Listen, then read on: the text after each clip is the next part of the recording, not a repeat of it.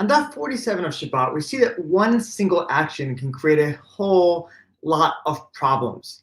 So let's take a case where somebody's plowing a field, and they're plowing it with an ox and a donkey together. Well, that is totally prohibited, as we learn in Devarim.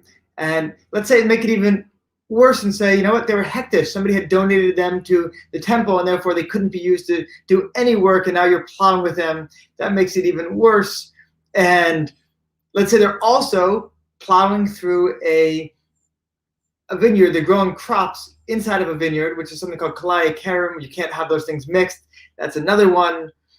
And it's Shemitah year. It's a sabbatical year when you're not able to work the land. Add that there. And also, let's say that the person who's doing the plowing is both a Kohen, a priest, and a Nazirite, like Samson.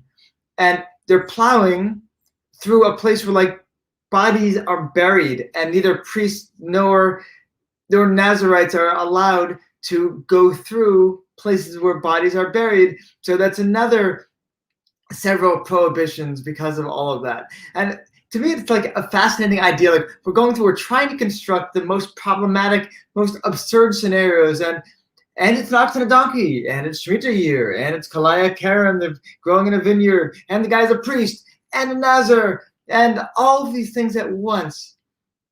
Why? What is the point of doing that? And I think we're trying to show, like, you know what? Even one act has, and really in Judaism, like, there's so many different aspects we need to think about, but like each thing that we do, and I think it's always often meant to be bringing conscientiousness to us. Like we have the scenario of the Shabbat elevator. I remember my father having a very hard time getting his head around this. Like you go into a building and there's two elevators, and they both take you from the ground floor to the 8th floor. And one of them is a Shabbat elevator that will stop at every floor, and one of them is a regular elevator where you push the button number 8. And somehow one is okay and one is not okay.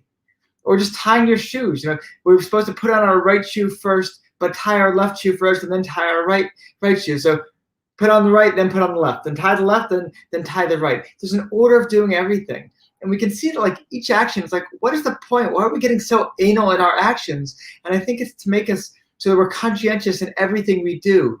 And so we can think that, you know what, even one action can have gigantic repercussions.